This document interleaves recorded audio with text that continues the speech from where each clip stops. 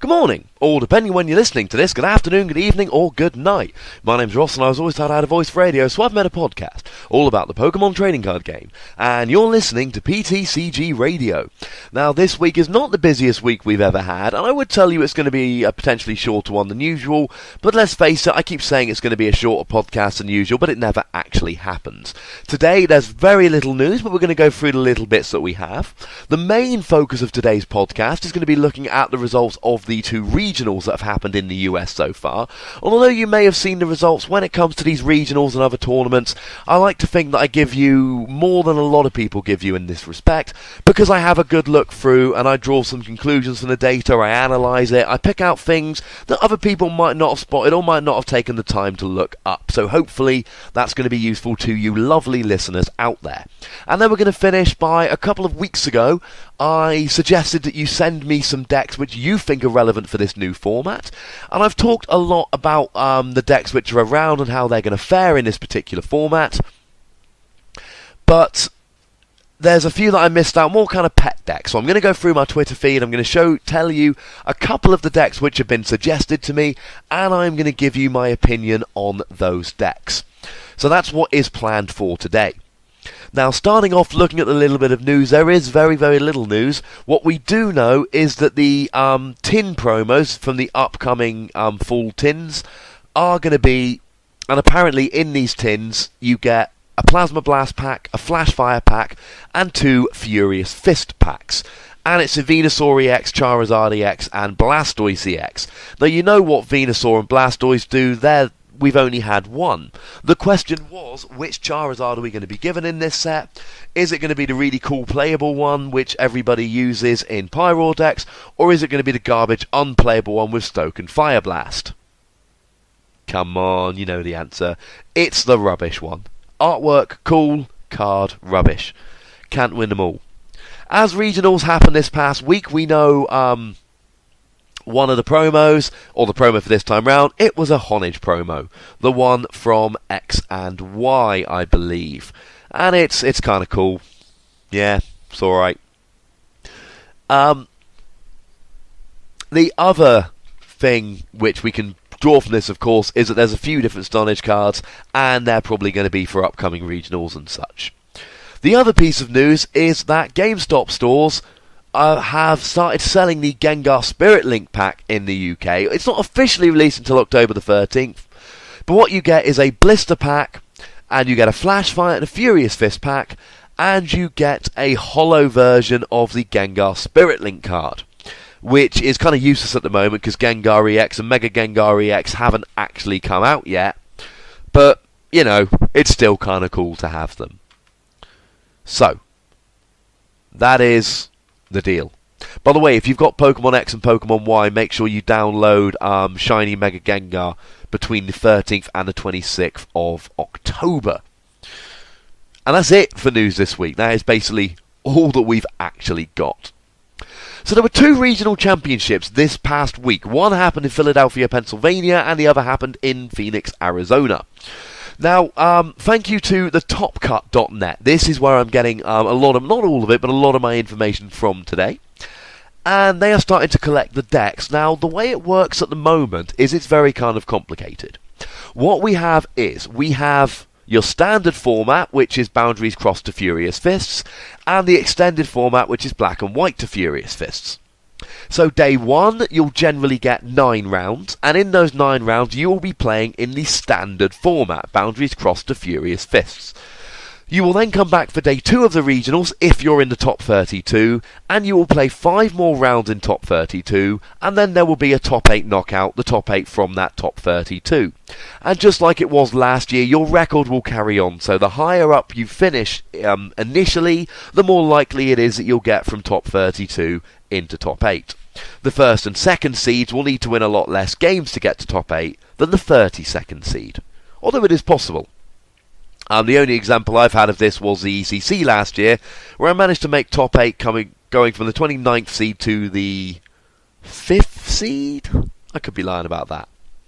But then for these extra 5 rounds, and then the top 8, top 4, top 2, if you're lucky enough, you're playing in the expanded format. Quick side note, expanded, not extended.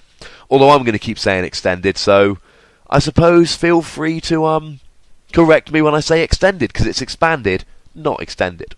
And this is from Black and White to Furious Fist. So essentially from Black and White up until Dragons Exalted is back. You've got Dragons Exalted, and you've got the one with Darkrai in, which I forget the name of right now. And you've got your Black and White and your Noble Victories and your Emerging Powers and your Next Destinies. All of those are back in play. So, I'm not going to go through all of the top 32, partly because I can't right now, because all of them haven't been released, and partly because I don't know how much we really want to go into them. When we've got all the decks for the 2 regionals, maybe I'll give you, if we've got all the decks next week, I'll give you a little rundown of there. What I instead want to do is pick up a couple of interesting decks from the top 32, and any trends we can see in terms of decks, and then talk about the top 8 in more detail. So starting off in Philadelphia, a couple of decks which caught my eye are Donphan Sigilyph, not Donphan Trevenant, Donphan Sigilyph. And Donphan is the fighting Pokemon that does 40 damage and then goes back to the bench, what we might refer to as a hit and run Pokemon, and we've seen these throughout the game for a little while. Gengar had one back, I think, from Rising Rivals that used to combo with the trainer locking Spiritomb at the time. So these hit and run decks are nothing new. Now, a lot of people have played it with Trevenant, and I've shown you some Trevenant games on my YouTube. In fact, if you go to YouTube, I've recently uploaded 4 rounds of the Nottingham League Challenge from Chimera Games, and if you look to round 1 of there, you will see myself with Seismitoad Garbodor playing against a lovely chap named Ben playing Donphan Trevenant. The plan, of course, is to abuse all the new fighting support, Strong Energy and Fighting Stadium and stuff like that, so that instead of hitting for 40 and going back to the bench, you're hitting for 80 or 100 or more, and then you flick into Trevenant, which trainer locks them. Same deal here, except instead of Trevenant, you flick to Sigilyph, which cannot be attacked by EX Pokemon. Now, your opponent can still use Lysandra, Red Signal, Escape Rope, and all of that good stuff to get around the Sigilyph, but they've got to have that in their hand. And if it's something like a Lysandra, which nowadays most people are playing Lysandra as their gusting effect, named after the original Gust of Wind card. By gusting effect, I mean any card which drags a bench Pokemon of your choosing into the active from your opponent's side. But that takes up your supporter for the turn, and a lot of time people have got a choice between either setting up their board by playing a draw supporter or playing a Lysandra to get around the Sigilyph. And if they're doing that, they're doing 2 things. Firstly, they're not building their board position. Secondly, they're taking prizes so that they're more likely to be end when they've got a big deck and 3 prizes left, and end's going to really potentially screw them over. So I can see how this deck works, because an awful lot of decks really, really rely on using EX Pokemon. So give them a trainer's back, but block EXs. Something like Virizion Genesect, okay, you can G-booster it, and you can red signal other things up, but there's only so much time you can actually do this for. One thing that would be interesting is to have a look to see if they actually played Psychic Energy to attack with the Sigilyph, or whether they just stuck with the fighting. And having to play fighting and Strong Energy, my inkling would be that they wouldn't play it, that it would just be there to block stuff. But it would be a nice attacker. So against Virizion Genesect, essentially you stop them just red signalling Phanpies by only leaving Sigilyphs out and daring them to G-booster.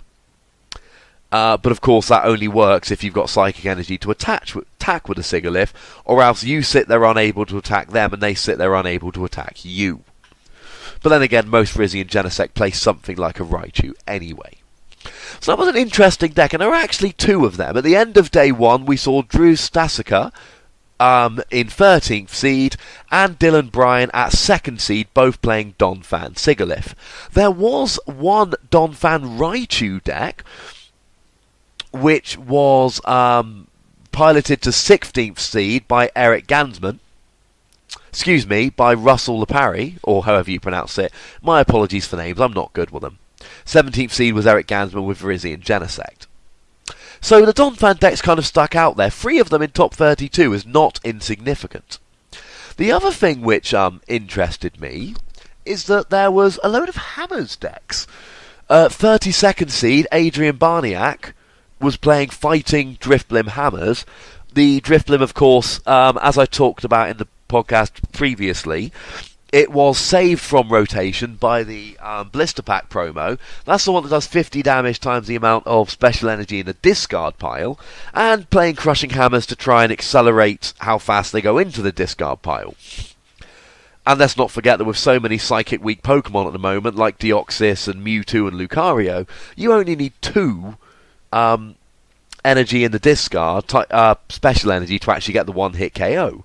Time you add in Muscle Band, you only actually need 3 energy in the discard to KO most EXs. Or any EX if you're playing Silver Bangle as well. So Drifblim there, a really nice attacker, played with Crushing Hammer to make sure that you can get this special energy into the discard. And I think Drifblim Hammers, it's certainly something I've been considering. I think it's going to be more useful if Enhanced Hammer gets reprinted in the near future, which we think it will because it was reprinted as a promo in Japan not too long ago. They were the decks that kind of really stood out to me. Now, there was also an Eviltal Seismitoad Hammers. So, you know, these Hammers decks interested me. But the other thing that interested me was the real lacking of Rizzy and Genesect. Now, as I look at the moment, there are 3 decks which have not been reported from this regional. So I'm taking that into account. But there is one Seismitoad Mewtwo Garbodor deck. Tyler Zakoris, who was the 21st seed. He's the only person that made top 32, bearing in mind there are 3 currently unreported, with a Seismitoad-centered deck. Now, there's plenty of Evital decks with Garbodor that play Seismitoad, but they're not fully centered around it. Now, one interesting thing to point out here is that these regionals happened after the expanded format, where we saw Eviltal really just do incredibly well over in the Germany Arena Cup. And go back to last week's podcast if you want to hear more about the results from that. I went through it in a fair bit of detail. One thing that's weird is that of the 19 reported so far, I think there's maybe 15 Eviltal decks. And the chances are at least one of the others was as well, one of the 3 unreported. Half of the top 32 was Eviltal decks. And bearing in mind, everyone's been talking about fighting, everyone's been talking about Seismitoad, everyone's been talking about Virizion, Genesect, and heck, even I've been saying that the loss of Dark Patch might be too much for Eviltal to overcome. Well, apparently, ladies and gentlemen, it isn't. And there's really 2 reasons why Eviltal's still good. Reason number 1, even though you don't have Dark Patch, you have the non-EX Eviltal, which functions in the same way, although it takes your attack, but it's also a nice non-EX Pokemon to make a 7-prize game. Remembering, of course, that a 7-prize game is where you go down to 5 prizes and then make your opponent knock out an EX to win, so they've essentially taken 7 prizes. So they KO 2 EXs and a non-EX, and then you make them KO a 3rd EX to win the game. They've essentially KO'd the non-EX and not gotten any closer to winning. And it's also really good, because if you play a good 7-prize game, you'll be able to end them down to 1 rather than 2, which is another handy bonus. But the other thing is, turn 1, you put a Dark Energy on Eviltal. Turn 2, you pop a DCE on, hit for 90, move the DCE to a benched Eviltal. Even if you get KO'd, you can do that again next turn. And Eviltal sits there and hits for 90 every single turn. Not forgetting, of course, that Eviltal is really good against Seismitoad. Seismitoad does maybe 80 including poison if it's got a Muscle Band and a Laser and a Verbank, and then you just do 90 back to them and 2-hit KO really easily. Eviltal is pretty good against Seismitoad, and it's got a resistance making it better against these fighting decks. And you can still use Darkrai to give yourself free retreat. So you don't have Sableye, you don't have Dark Patch, but what you still have is one of the most efficient attackers in the game. And let's not forget, you're not stuck using Y-Cyclone for 90, you can use Evil Ball, either to take down a Pokemon which your opponent has piled a bunch of energy on, or indeed to pile a bunch of energy onto your Eviltal and get the KO. Remembering Evil Ball does 20 damage times the total number of energy attached to the 2 active Pokemon, Eviltal and the defending, plus 20. So if I've got 2 energy on my Eviltal and they've got 2 energy on the defending, that's going to do 100 straight off the bat. And that's before I add more energy to Eviltal or pop down a Laser or a Muscle Band or something like that. which is really quite good. Think of it like Mewtwo's X-Ball attack, but with an extra 20 damage. Although, to be fair, if anyone listening out there doesn't know what Yveltal does, you haven't played very much recently. Which is fine, I do have some very new listeners. I got a lovely tweet from, a couple of tweets from one in the week.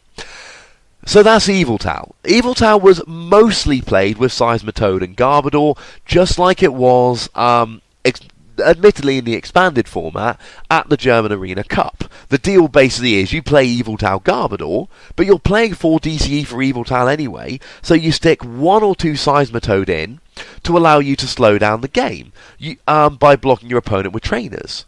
And you can slow down the game and go ahead and build up an Yveltal on the bench, or more Yveltals on the bench. You can even use it to hit for weakness. You pop a Muscle Band on that baby, and he's hitting for 100 against Landorus EX. That's pretty good going. So it can be used as an actual attacker, but the main reason that I would use Seismitoad in these decks is just to slow the game down. What we've seen from Yveltal decks, since Yveltal came out now, is that Yveltal basically smash, hits people in the face, nice and hard, nice and quick. And as soon as you get enough energy on an Yveltal and you can stream Yveltals, you're probably going to win. So popping a Seismitoad or 2 active in order to slow down the game, to build up your Yveltals, not a bad plan. I was genuinely shocked by the sheer amount of these. And one Virizion Genesect. Natalie Champay in 5th seed was playing Virizion Genesect, and as I look at it at the moment, that appears to be Eric Gansman in 17th, so 2 of them. Very little Seismitoad Garbodor, very little Virizion Genesect. And I suppose that makes sense, because Yveltal's pretty good against Virizion Genesect, and it's really quite good against Seismitoad decks. And remember, ladies and gentlemen, if you want to really improve your Virizion Genesect matchup, stick a Spiritomb in there to block abilities. To block Ace-Spec trainer cards. Now that does mean you can't use Garbodor to turn off Red Signal and to turn off Virizion's ability, so that's something to be borne in mind. But if you're really having trouble with Virizion Genesect, I would at least test popping a Spiritomb in there, because you never know, it could be fun. So that's pretty much what I gleaned from top 32. Essentially, not much Seismitoad, not much Virizion Genesect, and Yveltal is huge. Fighting had a decent showing. You got half a dozen at least fighting decks in there, and the Donphan ones really surprised me. But here we had the top 8. So the top 8 who didn't go on to the final, we had Chris Siakala with Yveltal Seismitoad Garbodor, Dean Nesum with Yveltal Hammers, Mike Fichette with Yveltal Raichu, and Dylan Bryan with Donphan Exalgor Sigilyph.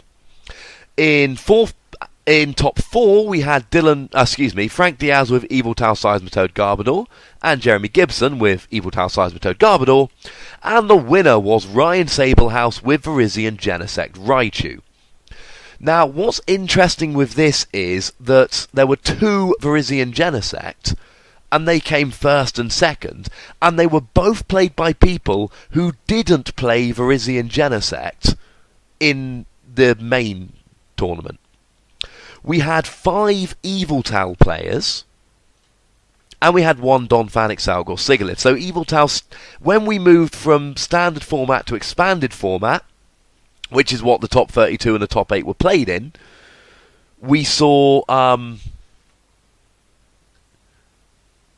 we saw Yveltal still doing pretty gosh darn well, which is pretty impressive. Now, what I have done is had a look through, and this is something, again, which I haven't seen anyone else do yet, and I've looked at the top 8, and I've looked at where they were seeded and what they were playing. So I think this is worth looking at. So the 8th seed, Chris Siakala, was playing Yveltal Seismitoad Garbodor. At the end of the first day, he was the 8th seed playing Plasma Kyurem.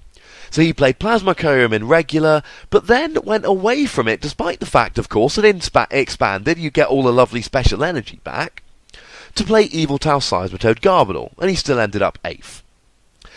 Dean Nesum ended up 7th with Yveltal Hammers, which is quite impressive. And he actually started off 28th seed with Yveltal Garbodor, before switching to Yveltal Hammers and ending up 7th. Which is kind of interesting.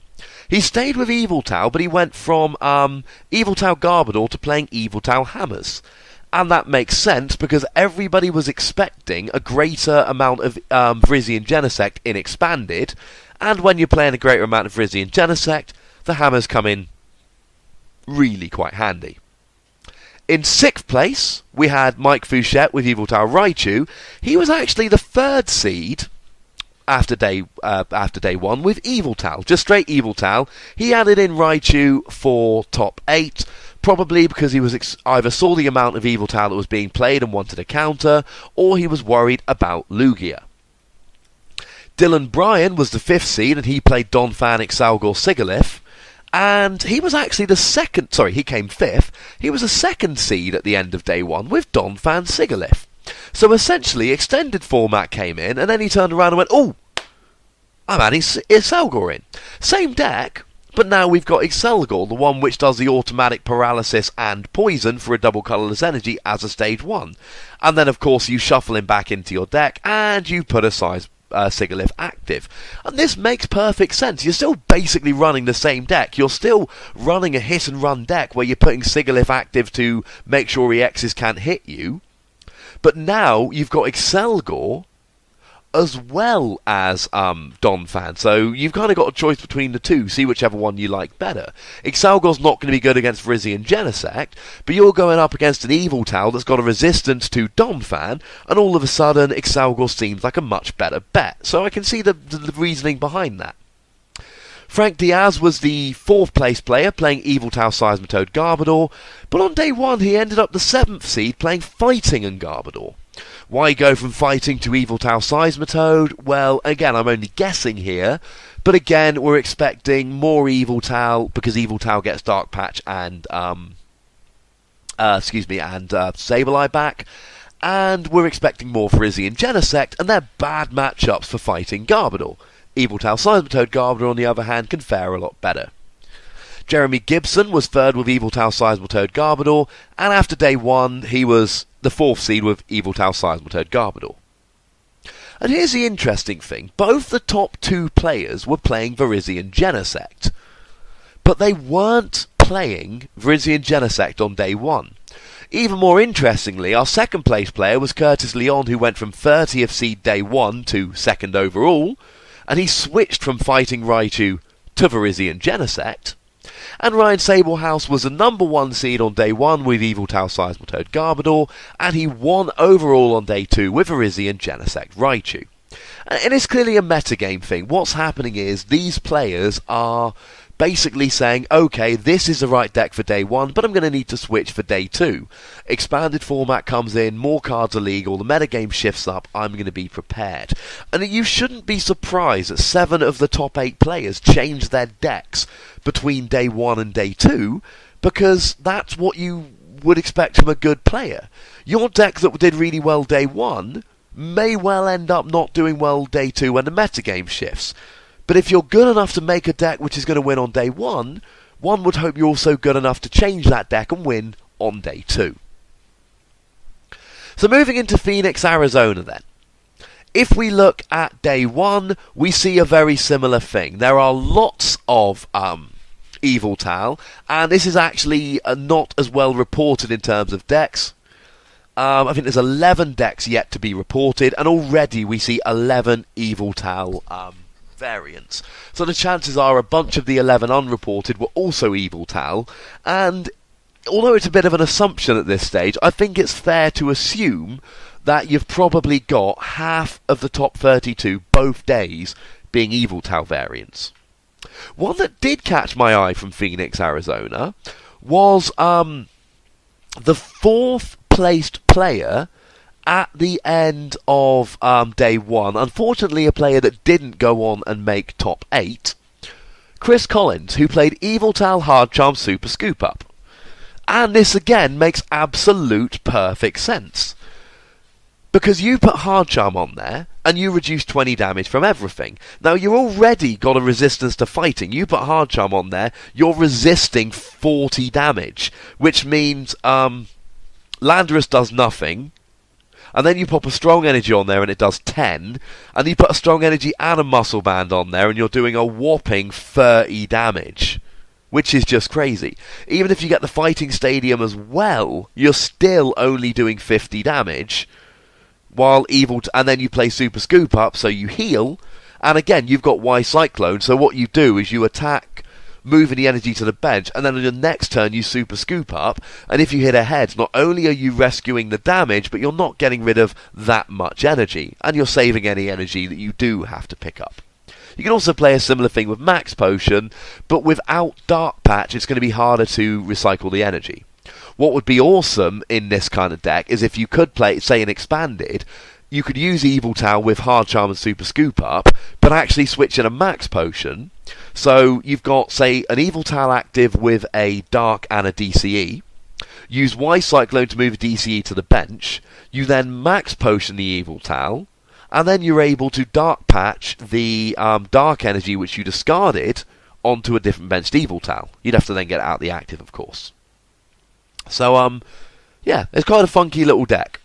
Didn't go too far in the end, but it did quite well. The other interesting deck is Mega Heracross Dusknoir. Now, Mega Heracross Dusknoir is... I think at this point, we don't see many of these. But I think it's safe to say that this is a proper job, full-on rogue deck. The kind of thing we don't always see particularly often. Now, Mega Heracross EX, if you've forgotten, has one attack called Big Bang Horn, 180 damage, does 10 damage less for each damage counter on this Pokemon, and it's only for free energy. You get free energy on Heracross EX, you are doing 100 damage for free energy. But of course, as soon as you get kind of 60 damage on there, it's doing 120 for free energy, and that isn't particularly good. In comes Flashfire Dusknoir. And that is a Stage 2 Pokemon, and it's got an ability that reads, as often as you like during your turn, you may move one damage counter from one of your Pokemon to this Pokemon. So your opponent does 80 damage to Mega Heracross, you move 80 damage onto Dusknoir, you have no more damage on Heracross, and then you're doing 180 damage. It makes perfect sense. It should be a pretty obvious combo, and it might be something I mentioned before, but I don't really remember it. But it's pretty obvious.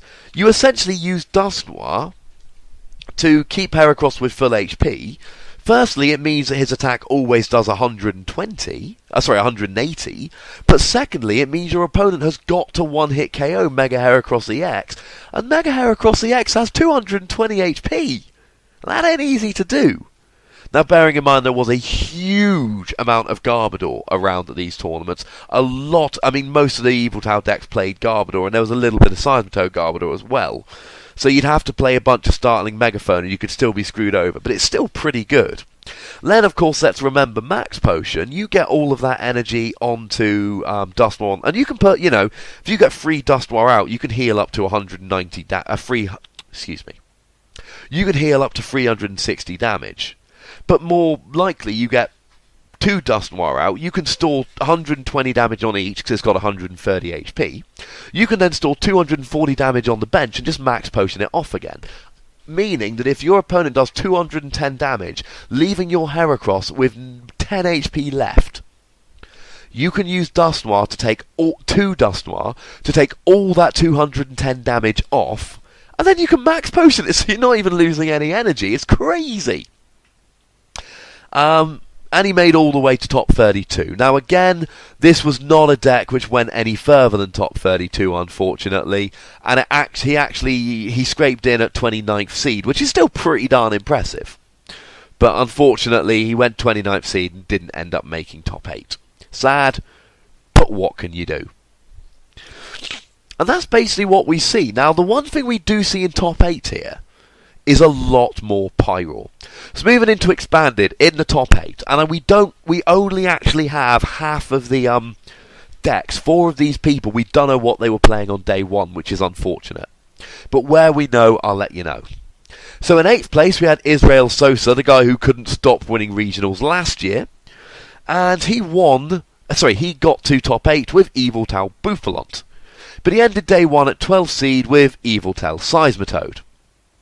So again, we've got an Yveltal player, but on day 1 he wants Seismitoad to block trainers, beat Landorus, etc, etc.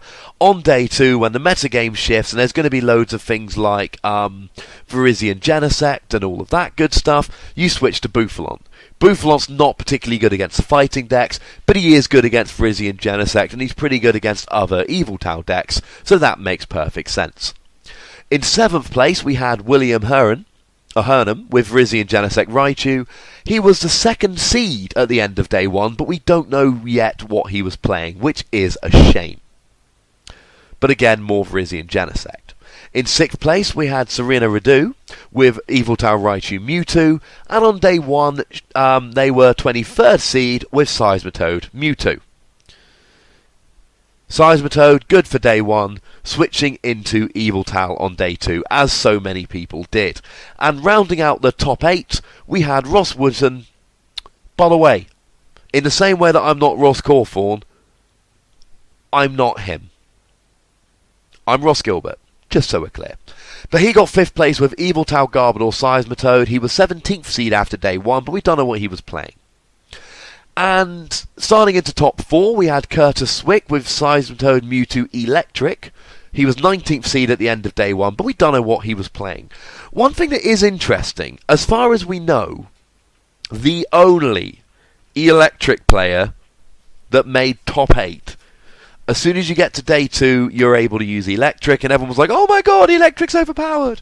And I told you on the podcast more than once, I don't consider Electric to be overpowered. I don't even consider it to be that good, because it's not great against Virizion Genesect, and it's not great against Garbodor and Seismitoad, and it's not good against fighting, and it's probably going to suck. And this is kind of borne out here. Even the one Electric deck we did see, Seismitoad Mewtwo Electric. So it's really Mewtwo Electric with Seismitoad in there. It's, you know. In 3rd, we had Kianamini with Yveltal Darkrai, and he was 7th seed at the end of day 1, but we don't know what he was playing.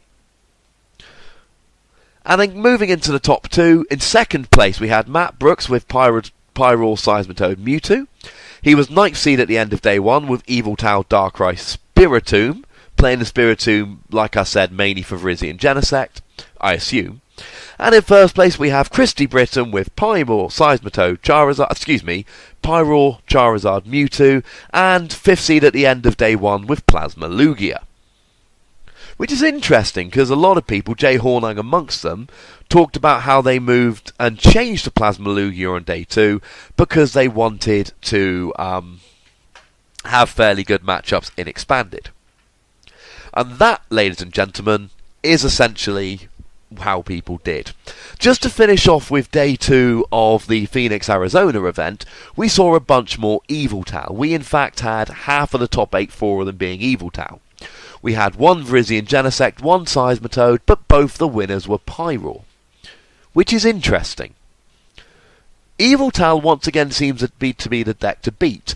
But then again, over in Philadelphia, 1st and 2nd was Virizion Genesect, and over in Phoenix, 1st and 2nd were Pyroar. So, what do we learn about the format from these regionals? And I've spent a good kind of 25 minutes at least talking about these now, coming up for half an hour. And here are the conclusions I can draw. Yveltal is still good, and it's not just in Expanded. It can hold up in Standard format. It was basically half of the top cut in both regionals, which is crazy for any one deck to be doing that at the moment. Outside of that, the format's open. Fighting is viable, Seismitoad's viable, Virizion Genesect's viable, Pyroar's viable, and there's Donphan decks which are viable. But one of the most surprising things to me is that the decks that do well in top 8 are decks which are basically legal in Standard. The only deck that really isn't is Donphan, Exalgor, Sigilyph, but even then, all you've really done is just add Exalgor to a regular list. I mean, if we look through the list of decks that made top 8, Virizion Genesect Raichu, all legal. Virizion Genesect, legal. Yveltal Seismitoad Garbodor, legal. Donphan, Exalgor, Sigilyph, yes, Exalgor isn't, but it's just Donphan, Sigilyph with Exalgor added in. Yveltal Raichu, Yveltal Hammers, Yveltal Seismitoad Garbodor. I suppose the Yveltal Hammers that made 7th in Philadelphia would have been able to play Enhanced Hammer. And then moving into Arizona, we had Pyroar Seismitoad Mewtwo, Pyroar Charizard Mewtwo, Eviltal Darkrai, Seismitoad Mewtwo Electric, Eviltal Garbodor Seismitoad, Eviltal Raichu Mewtwo, Virizion Genesect Raichu, Eviltal Bouffalont, blah blah blah. The only real, we're building in Bouffalont I suppose, but basically we're just building in Electric.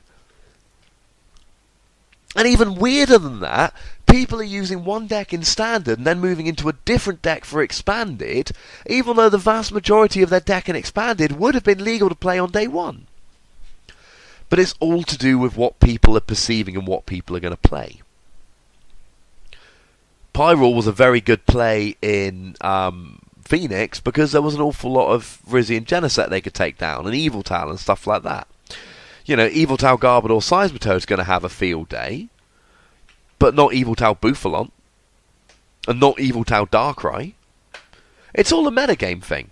You have to figure out what you think people are going to be playing and then go into them. And in terms of what people are playing, the answer is... we seem to see a lot of... there aren't really much we can take in terms of trends in day two, because there's just as much Eviltal, but not really played by the same people. There's a tiny bit more Virizion Genesect, but not a huge amount. The decks seem to stay the same, it's just played by different people. So, we're going to need a bit more information before we can, really take much out of that, shall we say. So, finishing up then today, let's have a look at one of the decks which was suggested for me to look at. This one comes from Tully Dixon, who tweeted me, "Can you look at Greninja XY, Mega Blastoise EX, Blastoise Boundaries deck? That would be awesome."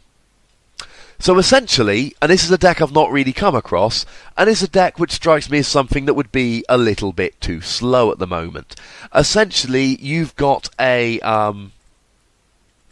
the Blastoise deck. Now, the Blastoise from Boundaries Crossed is the one which allows you to put down as much water energy as you like. Greninja from XY is the one that does 50 damage for a single energy, but has the ability where you discard one and do 30 damage to whatever you like. The other card in here is Blastoise EX. Now, Blastoise EX, well, I suppose you'd have Mega Blastoise in there as well. So, Blastoise EX normally has two attacks. One which does 30 damage and goes back to the bench, and your opponent has to switch as well. And one for free energy that does 120 and 30 damage to yourself on a Tails. That's pretty terrible. Mega Blastoise EX does 120 for free energy and does 30 damage to two of your opponent's benched Pokémon. Essentially, the synergy here comes from the fact that your Greninja does 30 damage to the bench with its ability to any one Pokémon, and then Mega Blastoise's Hydro Bombard does 30 damage to two different bench Pokémon. So let's say, for argument's sake, your opponent is playing an Evolutions deck, and they bench two Eevees with 50 HP each. You can use two Greninjas to put 30 damage on each of them, and then Hydro Bombard for Mega Blastoise will KO both of them. It's very good if there's a bunch of 50 and 60 HP basics, but the problem we see at the moment is that there's 70 HP Trubbishes and 70 HP Litleos, and I think maybe 80 HP Fampees. So even the basics which evolve that people are playing at the moment have more than 60 HP. So you're going to be using two Greninja abilities and Hydro Bombard to get the KO, which is more awkward. The other big problem with this deck, well, I suppose there's two problems with this. Firstly, you're using Blastoise, which is slower now that we don't have Tropical Beach. And secondly, there are better attackers. Caldeo, still a better attacker than this. And I would just play Caldeo and Catcher, or Caldeo and Lysandre, or whatever, because if you're going to be playing Blastoise, Caldeo's a better attacker than Mega Blastoise EX. Not to mention the fact that Mega Blastoise takes a turn to evolve and doesn't have a Spirit Link like Manectric and Gengar will when they're released in the new set. And if you want another problem, unfortunately Garbodor is... Garbodor's going to really destroy this deck because it's going to shut off Blastoise and it's going to shut off Greninja. So you're really going to need to have a bunch of startling megaphones as well. So it's not the best attacker. The format isn't really there with a bunch of 60 HP Pokemon. It takes a turn to Mega Evolve.